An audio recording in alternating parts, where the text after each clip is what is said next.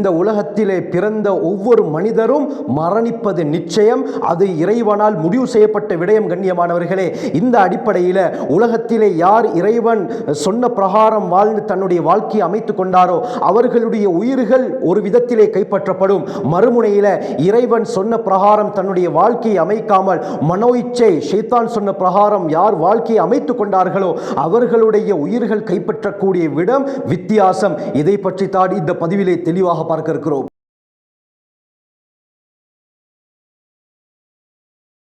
அல்ஹம்துலில்லாஹி ரப்பில் ஆலமீன், அஸ்ஸலாத்து வஸ்ஸலாமு அலா ரசூலில்லாஹி அம்மா பஅத். கண்ணியத்திற்குரிய இறைவனின் நல்லடியார்களே, அல்லாஹ்வின் சாந்தியும் சமாதானமும் என்றென்றும் நம் அனைவர் மீதும் உண்டாவதாக. அல்லாஹ் சுப்ஹானஹு வ தஆலா உலகத்துடைய முக்கியமான பொறுப்புகளை தன்னுடைய மலக்குமார்கள் கைவசம் கொடுத்திருக்கிறான். உதாரணமாக ஹஜ்ரத் ஜிப்ரீல் அலைஹிஸ்ஸலாம் அவர்களை எடுத்துக்கொண்டால் நபிமார்களுக்கு வஹை கொண்டு வரக்கூடிய பொறுப்பு அவர்களிடத்திலே ஒப்படைக்கப்பட்டிருக்கிறது. இதே போல மீகாயில் அலைஹிஸ்ஸலாம் அவர்களை எடுத்துக்கொண்டால் ரிஸ்குடைய பொறுப்பு அனைத்தும் அவர்களிடத்திலே ஒப்படைக்கப்பட்டிருக்கிறது. இஸ்ராஃபீல் அலைஹிஸ்ஸலாம் அவர்களை எடுத்துக்கொண்டால் சூர் ஊதக்கூடிய பொறுப்பு அவர்களிடத்திலே ஒப்படைக்கப்பட்டிருக்கிறது. இதே போல ரித்வான் அலைஹிஸ்ஸலாம் அவர்களை சுவர்க்கத்துக்கு பொறுப்புதாரியாக அல்லாஹ் ஆக்கி வைத்திருக்கிறார். மாலிக் அலைஹிஸ்ஸலாம் அவர்களை நரகத்துக்கு பொறுப்புதாரியாக அல்லாஹ் ஆக்கி வைத்திருக்கிறார். இதே போல ரகீப் அதீத் அலைஹிஸ்ஸலாம், இந்த இருவருடைய பொறுப்பு என்ன?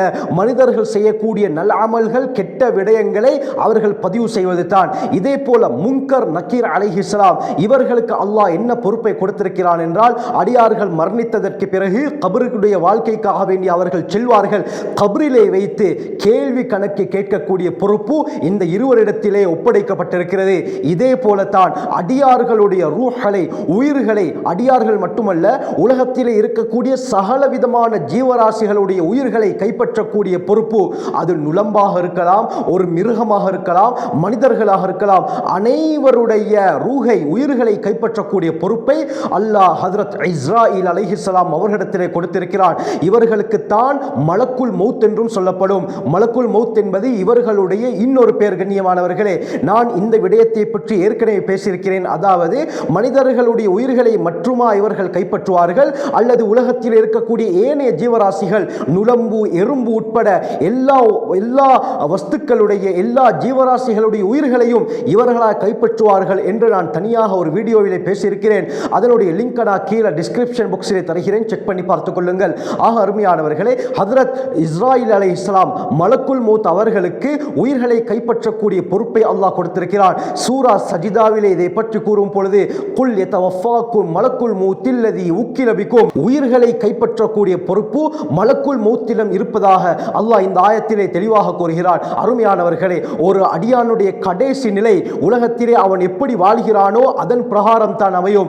நல்ல விதத்திலே அல்லாஹ் விரும்பிய பிரகாரம் நபி அவர்கள் காட்டிய வழியிலே தன்னுடைய வாழ்க்கையை அமைத்துக் கொண்டால் அவனுடைய இறுதி முடிவு சிறந்ததாக அமையும். இதே போல அல்லாஹ் சொன்ன பிரகாரம் வாழாமல் மனோ இச்சை பிரகாரம், ஷைத்தான் சொன்ன பிரகாரம் தன்னுடைய வாழ்க்கையை அமைத்துக் கொண்டால் அவனுடைய உயிர் பிரியக்கூடிய தருணம் வித்தியாசமாக இருக்கும். கண்ணியமானவர்களே, இமாம் குர்துபி ரஹ்மத்துல்லாஹி அலைஹி தத்கிராவிலே பதிவு செய்திருக்கிறார்கள். அப்துல்லா பின் அப்பாஸ் ரலியல்லாஹு அன்ஹு அறிவிக்கிறாங்க, ஹஜ்ரத் இப்ராஹிம் அலைஹிஸ்ஸலாம் ஒரு தடவை மலக்குல் மௌத் இஸ்ராயில் அலைஹிஸ்ஸலாம் அவர்களை சந்திக்கிறார்கள். அந்த காலத்தில் மனித தோற்றத்திலே ஹஜ்ரத் இஸ்ராயில் அலைஹிஸ்ஸலாம் அடிக்கடி வருவதுண்டு. இந்த உம்மத்துக்கு மட்டும் தான் அவர்கள் கண்ணுக்கு தெரியாமல் இருக்கிறார்கள். முந்தைய சமுதாயத்திலே வாழ்ந்தவர்களுடைய உயிர்களை கைப்பற்றுவதற்காக வேண்டி அவர்கள் பல சந்தர்ப்பங்களில் மனித தோற்றத்திலே வருவதுண்டு. இந்த அடிப்படையில் ஒரு தடவை ஹஜ்ரத் இஸ்ராயில் அலைஹிஸ்ஸலாம் அவர்களை இப்ராஹிம் அலைஹிஸ்ஸலாம் சந்தித்து கேட்கிறார்கள், நீங்கள் ஒரு இறை விசுவாசி, ஒரு முஃமினுடைய உயிரை கைப்பற்றும் பொழுது எந்த சந்தர்ப்பத்திலே வருவீர்கள்? ஹஜ்ரத் இஸ்ராயில் அலைஹிஸ்ஸலாம் சொன்னார்கள், நீங்கள் கொஞ்சம் மறுபக்கமாக திரும்புங்கள் என்று சொன்னவுடன் ஹஜ்ரத் இப்ராஹிம் அலைஹிஸ்ஸலாம் திரும்புகிறார்கள். பிறகு இப்பொழுது திரும்பி பாருங்கள் என்று ஹஜ்ரத் இஸ்ராயில் அலைஹிஸ்ஸலாம் சொன்னவுடன் இப்ராஹிம் அலைஹிஸ்ஸலாம் திரும்பி பார்த்தார்கள். கண்ணியமானவர்களே, ஒரு அழகான வாலிபனுடைய தோற்றத்திலே நறுமணம் கமல அவர்கள் அந்த இடத்திலே இருந்தார்கள். இதை பார்த்து ஆச்சரியப்பட்ட இப்ராஹிம் அலைஹிஸ்ஸலாம் சொன்னார்கள், ஒரு ஒரு அடியாருக்கு உங்களை பார்ப்பதில் மட்டும்தான் சந்தோஷம் இருக்கும் என்று சொன்னால் அந்த சந்தோஷம் மட்டும் அவனுக்கு போதும், வேற எந்த ஒரு சந்தோஷமும் தேவையில்லை. அந்த அளவுக்கு ஒரு அழகான வாலிபனுடைய தோற்றத்திலே ஹஜ்ரத் இஸ்ராயில் அலைஹிஸ்ஸலாம் இருந்தார்கள். பிறகு கேட்டார்கள், காஃபிருடைய இறை நிராகரிப்பாளர்களுடைய உயிரை கைப்பற்றும் பொழுது நீங்கள் எப்படி இருப்பீர்கள்? ஹஜ்ரத் இஸ்ராயில் அலைஹிஸ்ஸலாம் என்ன சொன்னார்கள் தெரியுமா? இப்ராஹிம் அலைஹிஸ்ஸலாம், அதற்கு நீங்கள் தாங்க மாட்டீர்கள், அதற்கு நீங்கள் சக்தி பெற மாட்டீர்கள் என்று சொன்னவுடன் மீண்டும் மீண்டும் கேட்ட இஸ்ராயில் அலைஹிஸ்ஸலாம் சொன்னார்கள், சற்று மறுபக்கமாக திரும்புங்கள். இப்ராஹிம் அலைஹிஸ்ஸலாம் திரும்பினார்கள். அதற்கு பிறகு மலக்குல் மௌத் அவர்கள், இப்பொழுது திரும்பி பாருங்கள் என்று சொன்னார்கள். அருமையானவர்களே, திரும்பினார்கள். பார்த்தவுடன் அதே இடத்தில் மயங்கி விழுந்தார்கள் இப்ராஹிம் அலைஹிஸ்ஸலாம். அவர்களுடைய மயக்கம் தெளிகிறது. தெளிந்து எழுந்தவுடன் அவர்கள் சொன்னார்கள், அல்லாஹ்வே சத்தியமாக ஒரு இறை நிராகரிப்பாளர் உங்களை பார்ப்பது மட்டும் போடும், அவனுக்கு வேறு எந்த ஒரு கெடுதியும் தேவையில்லை.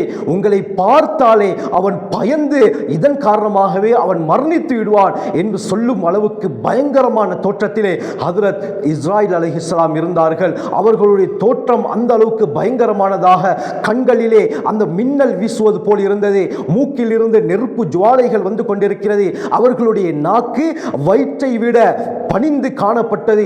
இப்படி ஒரு அலங்கோல முகத்துடன் பயங்கரமான தோற்றத்துடன் ஹஜ்ரத் இஸ்ராயில் அலைஹிஸ்ஸலாம் இருந்தார்கள். இதை பார்த்த இப்ராஹிம் அலைஹிஸ்ஸலாம் அவர்களை பயந்து மயங்கி கீழே விழுந்து விட்டார்கள் என்றால், சாதாரண மனிதர்களுடைய உயிர்களை கைப்பற்றும் பொழுது அவரை பார்த்து அவர்களுடைய நிலைமை என்னவாகும் கண்ணியமானவர்களே?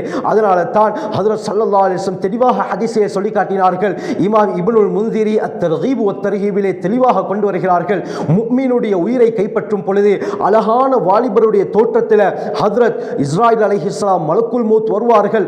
அவர்களுடைய தோற்றத்தை பார்த்தவுடன் அருமையானவர்களே, முஃமினுடைய உடம்பிலே இருக்கக்கூடிய உயிர்கள் எல்லாம் ஒன்று சேர்ந்து என்னுடைய உயிரை எடுங்கள் என்று சொல்லும். அதாவது சக்ராத்துடைய நேரத்தில் ஒரு முஃமினுடைய உயிரை கைப்பற்றுவதற்காக இஸ்ராயில் அலைஹிஸ்ஸலாம் வருவார்கள். அவர்கள் வரும் பொழுது அழகான வாலிபருடைய தோற்றத்திலே நறுமணம் கமல வருவார்கள்.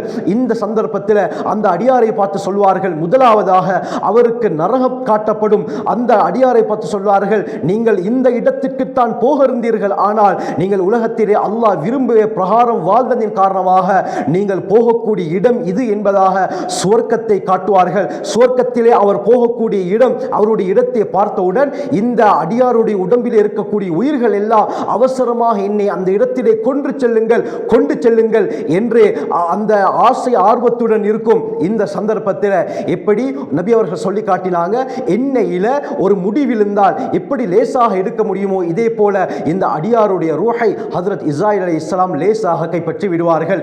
இது முஃமினுடைய உயிர் பிரியும் சந்தர்ப்பம் கண்ணியமானவர்களே.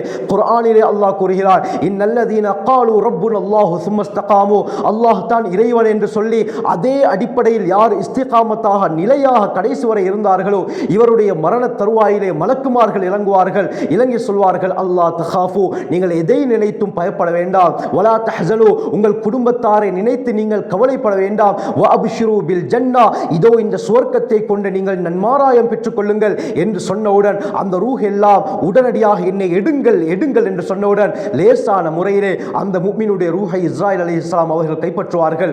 மறுமுனையில யாரு அல்லாஹ் விரும்பாத முறையிலே உலகத்திலே வாழ்ந்து இறை நிராகரிப்பாளராக இருந்தார்களோ இந்த சந்தர்ப்பத்தில் ஹஜ்ரத் இஸ்ராயில் அலைஹிஸ்ஸலாம் வருவார்கள். இவர்களுடைய தோற்றத்தை கண்டு அந்த அடியாருடைய உயிர்கள் எல்லாம் உடம்புடைய பல பகுதிகளிலே ஒளிந்து கொள்ள ஆரம்பிக்கும். பிறகு அந்த அடியாருக்கு முதலாவதாக சுவர்க்கத்தை காட்டுவார்கள். நீ இங்கே தான் செல்ல இருந்தாய், ஆனால் உலகத்திலே நீ அல்லாஹுக்கு விரும்பாத முறையிலே வாழ்க்கையை அமைத்ததின் காரணமாக நீ போகக்கூடிய இடம் இது என்பதாக அவன் போகக்கூடிய நரகத்தை காட்டுவார்கள். கண்ணியமானவர்களே, இஸ்ராயில் அலைஹிஸ்ஸலாம் அவர்களை பார்ப்பதே ஒரு பெரிய விடயம். நரகமும் காட்டப்பட்டதற்கு பிறகு இவனுடைய உயிர்கள் இன்னும் பயந்து ஒளி ஆரம்பிக்கும். இந்த சந்தர்ப்பத்தில் எப்படி ஒரு கம்பியிலே ஒரு துணியை கட்டி இழுத்தால் அந்த துணி அப்படியே பீந்து கொண்டு வருமோ, இதே போல ஒரு ஆட்டை உயிருடன் வைத்து அந்த தோலை உரித்தால் அந்த ஆட்டுக்கு எந்த அளவுக்கு வலி ஏற்படுமோ நபி அவர்கள் இந்த உதாரணத்தை சொன்னார்கள். இது போல இஸ்ராயில் அலைஹிஸ்ஸலாம் அந்த மனிதருடைய ரூஹை கடினமாக கைப்பற்றுவார்கள். இந்த நோவினையை அந்த இறை நிராகரிப்பாளர் அந்த சந்தர்ப்பத்திலே அடைந்து கொள்வான் என்று ஹஜ்ரத் ஸல்லல்லாஹு அலைஹி வஸல்லம் சொன்னார்கள். இந்த அடிப்படையில் இறை நிராகரிப்பாளர்கள் அல்லாஹுக்கு மாற்றமான முறையிலே உலகத்திலே வாழ்ந்தவர்களுடைய ரூஹ் கைப்பற்றப்படும். அதனால் இதனால் தான் கண்ணியமானவர்களே அந்த அடியானுடைய ரூஹ் பயங்கரமான முறையிலே கைப்பற்றப்படும். அதற்கு பிறகு அவன் அதிர்ச்சி அடைந்தவனாக அப்படியே மரணம் அடைவான். இதனால் தான் எத்தனையோ ஜனாசாக்களை, எத்தனையோ மரணங்களை நாங்கள் பார்க்கிறோம். முகத்திலே அதிர்ச்சி, ஏதோ ஒரு பெரும் விடயத்தை பார்த்தது போல முகத்திலே அடையாளங்கள் இருக்கும். அதற்கு காரணம் என்ன தெரியுமா? இதுதான் கண்ணியமானவர்களே, ரூஹை அவர்கள் பிடித்து பிடித்து இழுப்பார்கள். இதன் காரணமாக நோவினை தாங்க முடியாமல் இஸ்ராயீல் அலைஹிஸ்ஸலாம் அவர்களுடைய அந்த தோற்றத்தையும் பார்த்து இவன் அதிர்ச்சி அடைந்து இதே நிலையில் மரணித்து விடுவான். அல்லாஹ் தான் நம் அனைவரையும் பாதுகாக்க வேண்டும். ஆகவே இறுதி முடிவு தான் முக்கியமானது கண்ணியமானவர்களே. நபி அவர்கள் அடிக்கடி ஒரு துஆவை ஓதுவார்கள். அல்லாஹும்ம அஹ்சின் ஆகிபத்தனா ஃபில் உமூரி குல்லிஹா, யா அல்லாஹ் எங்களுடைய எல்லா விடயத்திலும் முடிவை சிறந்ததாக ஆக்கிவிடு என்று நபி அவர்கள் துஆ கேட்டிருக்கிறார்கள். ஆகவே இந்த துஆக்களை நாங்களும் அதிகமாக கேட்டு நம்முடைய இறுதி முடிவை சிறந்ததாக ஆக்கிக் கொள்வோம். ஆகவே நாம் நம் வாழ்க்கையை சிறந்த முறையில் அமைத்துக் கொள்ள வல்ல அல்லாஹ் நம் அனைவருக்கும் கிருபை செய்வானாக. ஜஸாக்குமுல்லாஹு கைர். வஆகிரு தஅவானா அல்ஹம்துலில்லாஹி ரப்பில் ஆலமீன்.